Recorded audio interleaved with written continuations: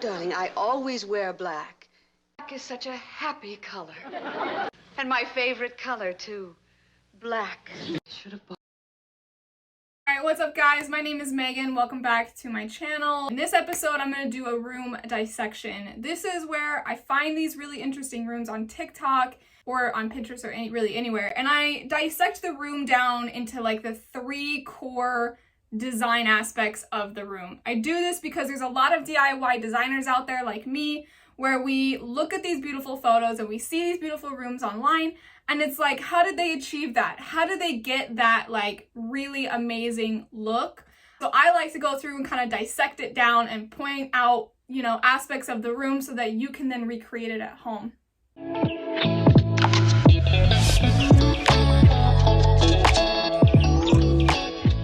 If you have a room that you would like me to dissect, you can send me that photo or link to a video or however at Lolo Rose Design on Instagram. Now, with any good design, it has like 3 elements to it. The first is a cohesive color scheme. The second is a clear focal point. And the third are diversified elements such as textures and patterns. All the color palette has is 5 hues. There's the focal color, the 2 neutrals, an accent, and what Rebecca Atwood loves to call the connecting color. If you're not sure what any of that is, I will be doing in my next video the basics of a color palette, so you make sure to like and subscribe so that you will be notified when that video drops next week. The first color we're going to look at is the focal color, and this is the color usually is the one you see first. It may not even be the one that's most prevalent in the room. It's just like the color that your eyes land on first. So this tan has been sprinkled throughout the room through their main furniture, the couch, and then in their accents like the rug, the arches, and the lampshade. And even on this side of the room, you can see the main color is in their bed with the sprinkling on blanket. And then it's also been cut off, but they have a chandelier that's more white, but it can appear more gray because of the surrounding colors around it. Okay, so the next color we're going to look at are the 2 neutrals. And I want you to rethink what neutrals are, because they aren't these like bland colors everyone keeps thinking. A neutral can be colors that are used to bring the focal color well into focus. So the 2 neutrals I see is the wood and the black. The wood is a great way to bring in that natural element, and with keeping with the same wood tone, it adds that luxury feel that they've kept the same wood tone through like all other pieces of furniture that have wood on it. The black is another neutral because it doesn't really stand out on its own. It really more just brings all the other colors into focus. So on this side of the room, you can see that the wood tones has been carried through, and then obviously the black walls, the black sheets, it's really kept with the theme. And quick note, it's really easy to like keep the theme up in a room and add that luxury feel because interior designers are like very intentional about every piece that goes into the room, right down to the color of the sheets. So if you're really wanting to have that sophisticated, elevated look, then adding these little tiny details is what will help you get there. I buy cheap sheets that I think will last me. Now, the next color in a color palette is a fan favorite.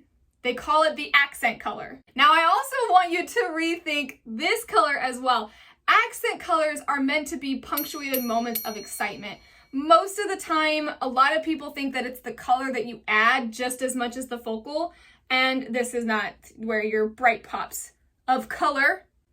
No, intentional moments of excitement. She carries this like warmer red tone in through the entire room. It really warms this color palette up because majority of what's on her color palette is gray tones. So very cool colors. So it adds a bit of life back into that color palette. See, she kind of carries it on the other side. It's a little bit more subtle on the other side of the room.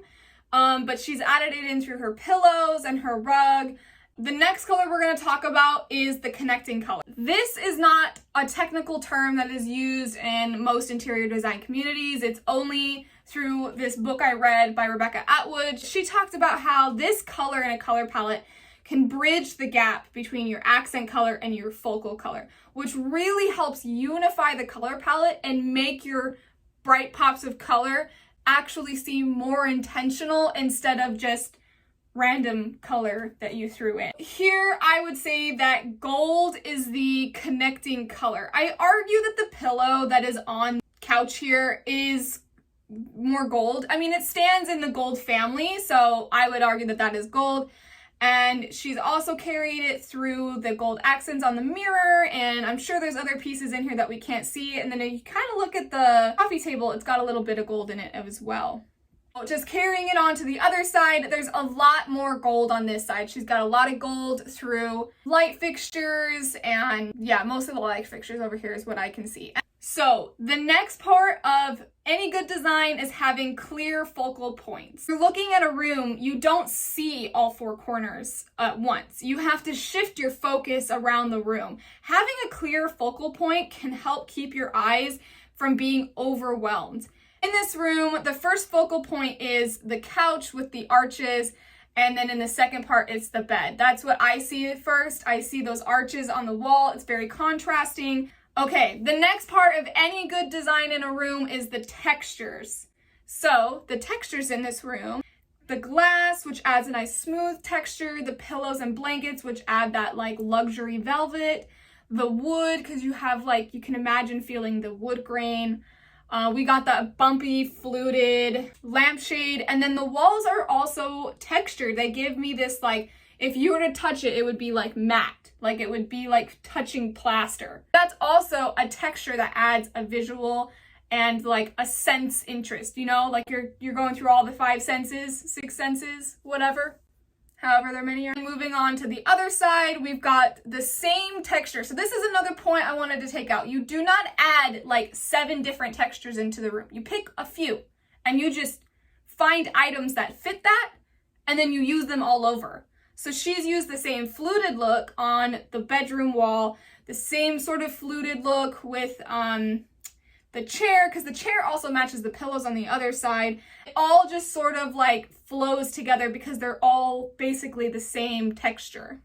I forgot to add patterns in this, so let me go back. Ignore the arrows because I totally forgot about patterns.